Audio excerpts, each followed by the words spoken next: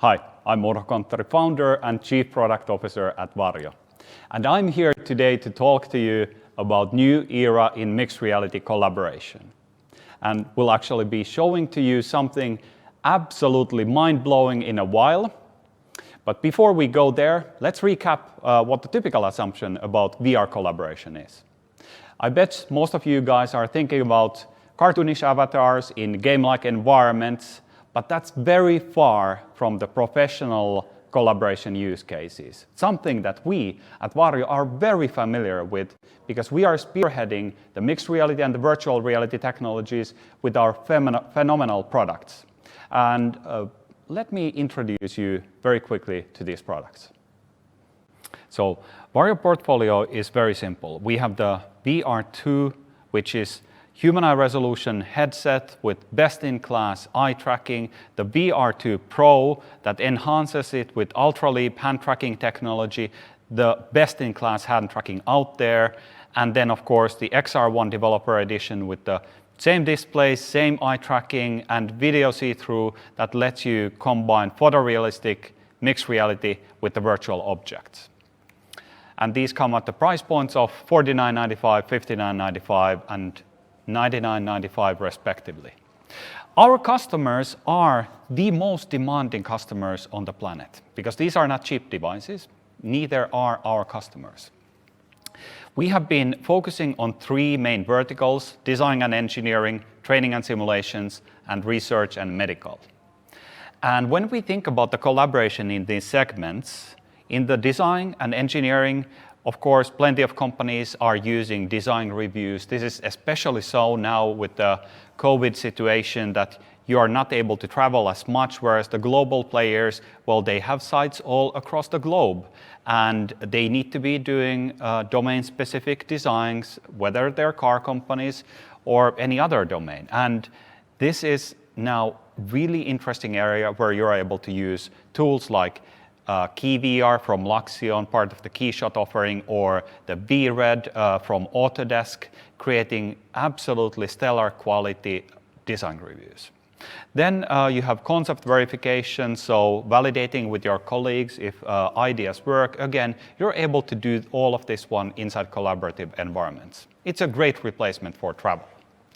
Then training and simulations, of course, you always have the trainer to trainee collaboration. It really enforces the training when you're able to also utilize the human aspects of the training. Classroom use cases, we're seeing much more of that happening, for example, in the aviation side. So early on, all the training is always done in classrooms, whether it is by books or by video material. And what we're seeing now is that much of that one is transforming to virtual reality training. So all this group training is very interesting and it really brings to scale the virtual reality and mixed reality use cases. And then of course we have also massive user trainings that predominantly happen in the defense sector, but where you can have hundreds or 1,000 users participating in a single exercise. Not all of them have a virtual reality headset. Some of them sit in front of a computer or a laptop, but they're all in the same virtual world. Then, of course, thirdly, the research and medical, where plenty of operational training is happening, where you're basically collaborating inside with your colleagues and preparing for an operation, learning about it, learning on a new method or a new tool to be used. And then, of course, plenty of data visualization, where, again, it's really important that you're able to also discuss with your colleagues about the things and not only visualize it for yourselves. Now, what I'm basically saying, especially on the training side, that collaboration brings scale. So for us, this has been the case that when we start with a company, almost independent of the vertical, it typically happens like 1, 2, 3 units go to the customer. They start certain laboratory trials to see that they're actually able to have the functionality they need. Then it goes to pilot testing, and this can still be very often to be individual user testing. When it goes to scale is when they can actually take it into collaboration, when it's integrated into the flow of the companies. And collaboration really is that makes it happen. So really collaboration equals scale.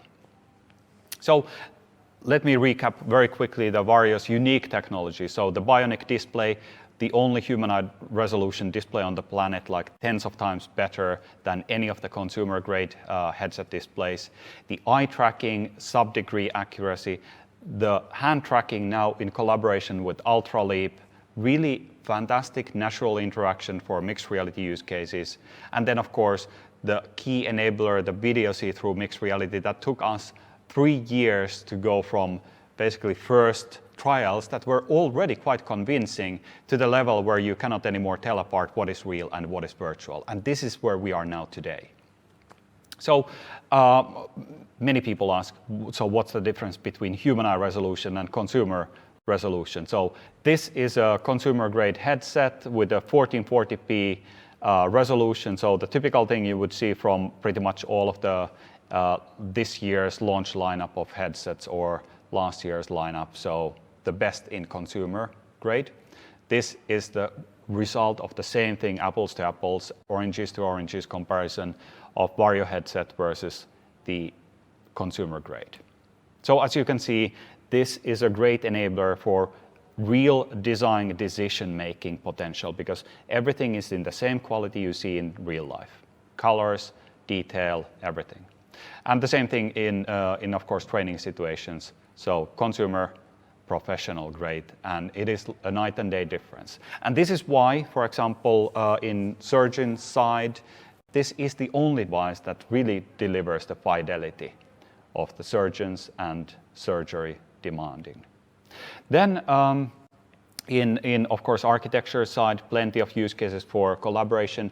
Quite interestingly, one of the areas in there is actually in the mixed reality collaboration where you're able to join your customers to be there inside with you in the designs that you're offering them. So design reviews are quite different in there. You're working with plenty of people who are not quite used to the technology. So the experience of mixed reality makes it much more familiar when you can actually see the people with you, and with the chroma key that we're offering, you can actually see them inside the virtual reality replica of your design.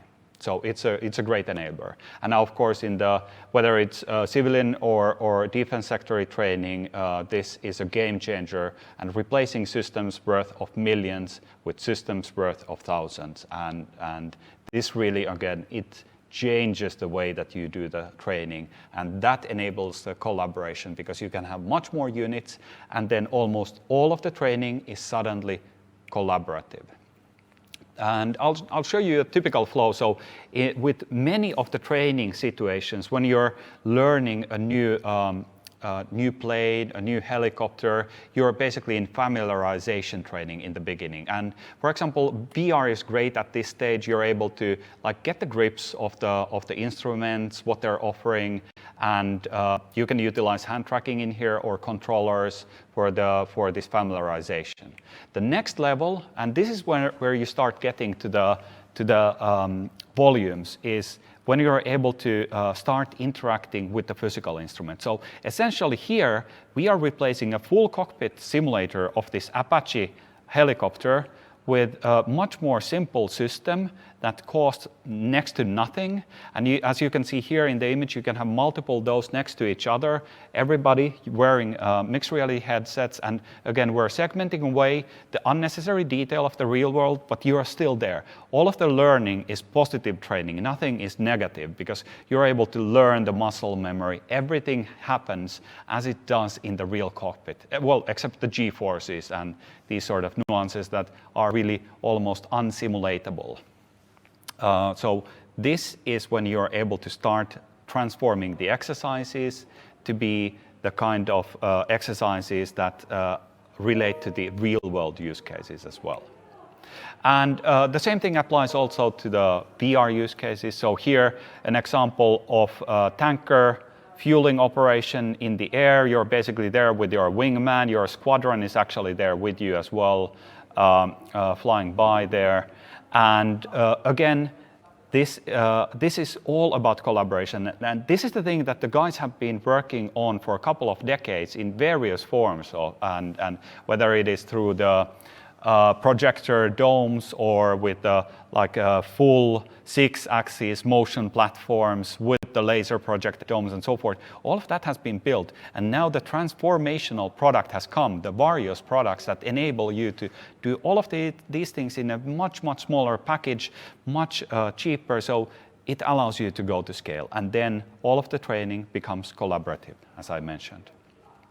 Then when we look at the medical training use cases here, we have a total knee arthroscopy use case.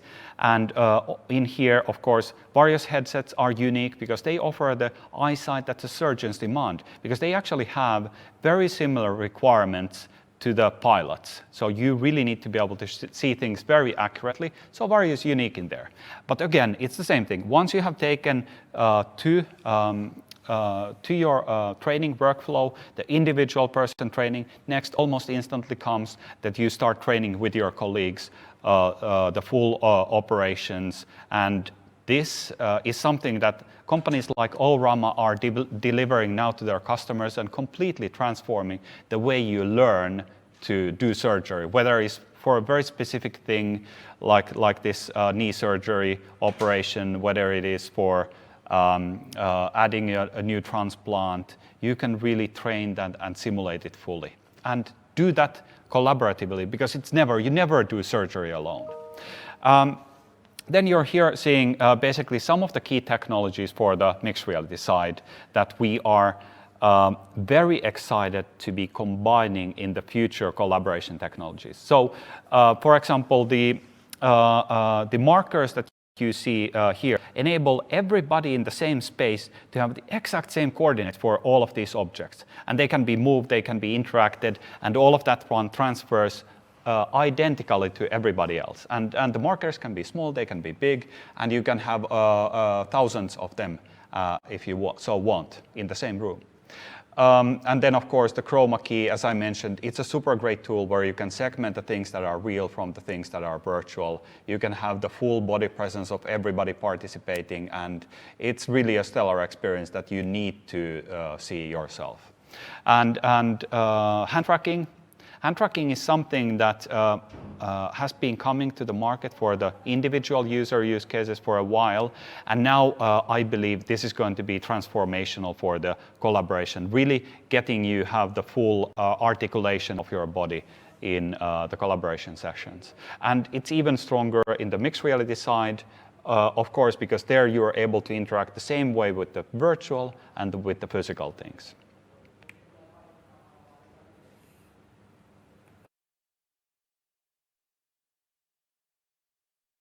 And now I'm super excited to show to you guys for the very first time true photorealistic mixed reality collaboration. Something that we have done together with Meet in VR, a company making the easiest to use virtual reality collaboration tools, which now become also mixed reality collaboration tools. And what you are now seeing is a dedicated build made for mixed reality. Everything is shot through the XR1 headset, so Varjo's top-of-the-line headset, and all of the quality is what you actually get when you put the headset on. So let's see the reel. XR1 headset on. We are in Varjo's atrium in Helsinki. Hi, Carolina.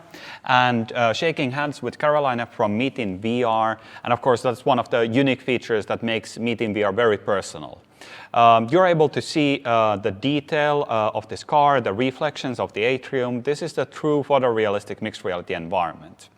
And of course, uniquely to Varjo headsets, you can utilize the same normal documents you always use. This is a great tool for sales presentations, as well as for product presentations, collaborations. You can read the text, everything that you would typically use in any of these sessions as material. You can use it. Hi Leo, great seeing you. And this is really what makes it unique to use a Varjo headset.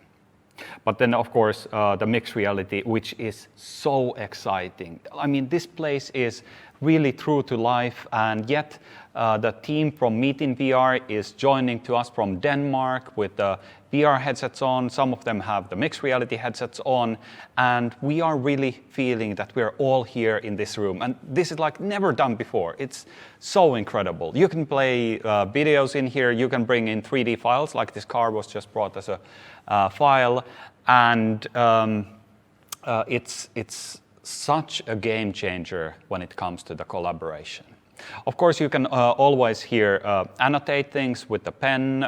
Here, just highlighting some of the features here. So, and all of the annotations, whether they're text annotations or drawn things, there you can just keep them. They're always persistent. So when we log in next time, all of these things stay the same. So this is the new era of mixed reality collaboration. And now I'm excited to announce that the new era of mixed reality collaboration is available to all. So when you purchase a Varjo headset, VR headset, or mixed reality headset, you get 6 months free for 5 users, license to use Meet in VR. And I do recommend purchasing the XR1 headset because only then you get the photorealistic mixed reality collaboration you just saw. So this is the beginning of new era in mixed reality collaboration, available to you now. And I hope that next time I see you guys, it's going to be face-to-face, physically, in 21 in Santa Clara. Thank you.